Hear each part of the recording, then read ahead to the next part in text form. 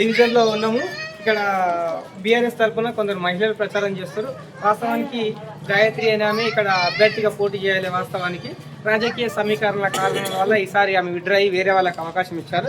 ఇంతకు వాళ్ళ గల్లీలో గతానికి ఇప్పటికి తేడా అయింది.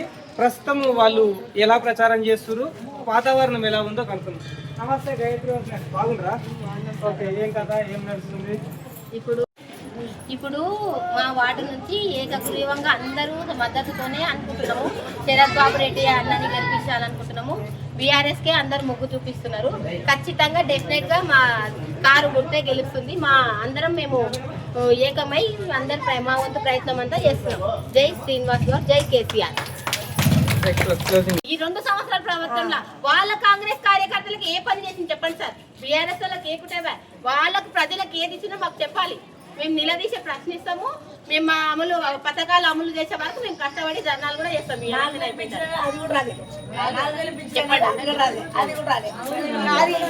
మహిళలు ఇంట్లో 2000 అన్న అది రాలేదు. అంతేగా ఇంకా కొన్ని ఏమో పనులు చేస్తున్నాడు, అవి చేయలేదు.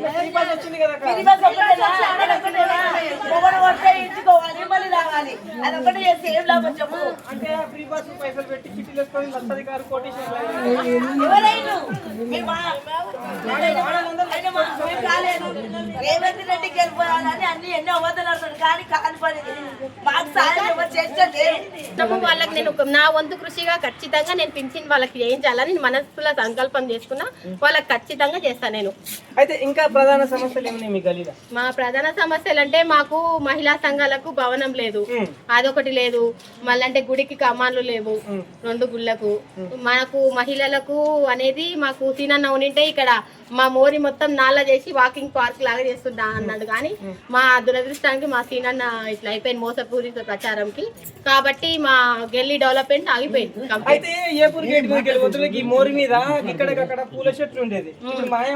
ఇంకా మా సీనన్న మంచి డెవలప్ చేయాలని పెట్టిండ్రు, కానీ అవి చేయలేదు. కాంగ్రెస్ వాళ్ళు మా అన్న చేసినది ఎందుకు డెవలప్ చేస్తారు? ఉన్నది కూడా పెట్టింది కూడా ఖరాబ్ చేసింది. అది కాదు, తొట్లు పూల మొక్కలు ఉండే కనబట్టలేవు, అవన్నీ ఎండిపోయినాయి. పీకేసింది. మా అన్నది చూపించొద్దు కదా. లేదు, నాతో మాట్లాడుతూ దొంగతనం అన్నాడు. ఎట్లా దొంగతనం అయితే సార్? వాట్సాప్ ఉన్న రోజులు రాను, ఇప్పుడు ఎట్లయితే సార్? సార్ ఎన్నో సంవత్సరాలుగా ఈ గల్లీలో ఒక ఆనవాయితీ ఉండే. గండ జ్యోతి చూస్తే అవతల పోయి మొక్కుతుంటివి. అక్కడ మా దగ్గర గుడి దగ్గర కాకుండా అవతల రోడ్ మొక్కి అక్కడ మన్నెంకొండకు మొక్కుతుండ్రి. మన్నెంకొండ ఏపిరిగేరు వాసులకు ఇంటి దేవుడు, అట్లే నమ్ముతుంటే మేము. ప్రతి జాతర అంటే మా దగ్గర ఇంటి దేవుడు అందరికి వెంకటేశ్వర స్వామి, ఆ మన్నెంకొండ స్వామి. ఆ మన్నెంకొండ డెవలప్ లేదు, ఏది లేదు. రూపే పోయింది, అన్ని పోయినాయి, మాకు ఏం లేదు. ఇప్పుడు ఆ దారి అనేది మాకు తెలియాలి. అవతల ఇతల రోడ్కి కనెక్షన్స్ ఉన్నాయి, చుట్టాలు ఉన్నారు, పిల్లలు ఉంటారు. అవతలకి ఇవతలకి పోవాలి కదా సార్. మేము కూడా మాకు కమ్యూనికేషన్స్ ఉన్నాయి అవతలకి ఇవతలకి. ఎవరు చెప్పినా మేమందరం మా ప్రజలు వాళ్ళని కాలనీవాసులు పోయి అడిగింది, కానీ ఏ ఫలితం లేదు. డీకారణ మేడం కూడా చెప్పినాము. ఆ అమ్మవారు ఉంది ఆడ, ఆ అమ్మవారిని ఊరేగింపుకు ప్రతిదానికి మాకు ఇబ్బంది అవుతుంది. ప్రతి సంవత్సరం మేము ఉత్సవాలు చేసుకుంటాము. అమ్మవారిని తీసుకెళ్లాలంటే మేము ఇట్లే తీసుకెళ్తుంటాము. ఇప్పుడు మాకు రిటర్న్ మళ్ళీ పోవాల్సి వస్తుంది. అప్పుడేమో ఫ్లైట్కి వెళ్ళిపోతుంది. ఇప్పుడైతే ఇబ్బంది అవుతుంది మాకు. ఫుట్ ఓవర్ బ్రిడ్జ్ కావాలి మాకు. అన్ని పనులు మా సీనన్న ఉంటే అన్ని చేస్తాను మాకు హామీలు ఇచ్చిపోయాడు. ఈ మోసపూరిత ప్రచారాలతోని మా డెవలప్మెంట్ మొత్తం ఆగిపోయింది. సరే, ఈ 2 ఏళ్ళకి తులం బంగారం వచ్చిందా? అవును సార్, మీరు ఇప్పుడు పెళ్లి చేసుకోకండి, ఆగండి, మేము డబ్బులు ఇస్తాం, ఆగండి, మీరు పెళ్లి చేసుకోకండి అంటున్నారు.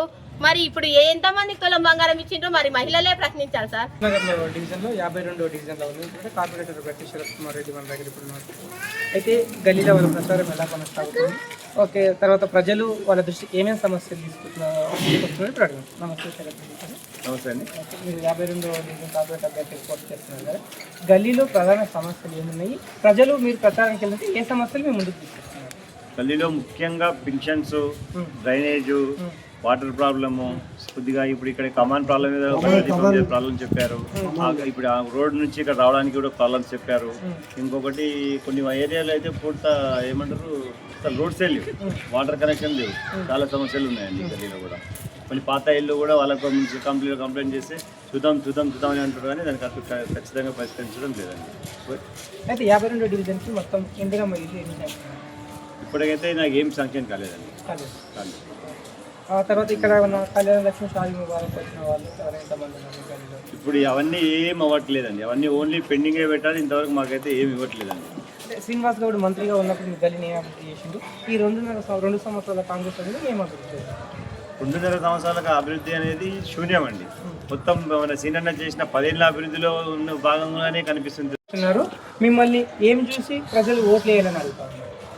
ఇప్పుడు వాస్తవంగా ఏముందంటే, ఇప్పుడు పాత వాళ్ళు ఉన్నారు, కొద్ది యువకులకు అవకాశం ఇవ్వాలని కోరుకుంటున్నారు. ఇప్పుడు ఇంకోటి ఏంటంటే అన్ని డివిజన్లు కలిసినవి కాబట్టి అందరం కలిసి పని చేసుకుంటున్నాం. అందరం కలిసి మీ ఒకరైతే మీరైతే బాగుంటుంది అని చెప్పి మాకు ప్రపోజ్ చేశారు. ఇప్పుడు పాత వాళ్ళు కూడా అందరు చెప్పి మీరు చేసుకునే ఉద్దేశంతోనే చెప్పారు. ఇంకొకటి దీని నుంచి మన అభివృద్ధి మీ నుంచి అయితే గట్టిగా అవుతుందని మేము కూడా సపోర్ట్ ఉంటాం. ఇంకొకటి 2 వాళ్ళు కలిసినాయి కాబట్టి అన్ని కలిసికట్టుగా చేసుకుందాం అని చెప్పి అందరికి ఏకగ్రీయంగా అంటే అందరం కలిసి నన్ను ఎన్నుకోవడం జరిగింది. ప్రధానంగా చూసుకుంటే 10 సంవత్సరాల బీఆర్ఎస్ హయాంలో జరిగిన అభివృద్ధి తప్ప 2 సంవత్సరాల కాంగ్రెస్ పాలనలో 11 నెలల కాంగ్రెస్ ఏదైతే మున్సిపల్ చేసుకుంటుందో ఆ సందర్భంలో మాకు అభివృద్ధి ఏం జరగలేదు. ముఖ్యంగా ఈ కాలనీలో ఉన్న ప్రధాన సమస్యలు డ్రైనేజు, వాటరు. బీఆర్ఎస్ హయాంలో నీళ్లు బాగానే వచ్చేది. గత 2 సంవత్సరాల నుంచి మళ్ళీ 2 రోజులకు 3 రోజులకు ఒకసారి వాటర్ వస్తున్నాయని చెప్తున్నారు.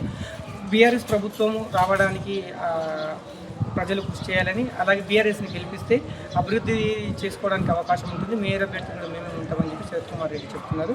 52 division ground cameraman Mahesh, Jaipal, జేసీ.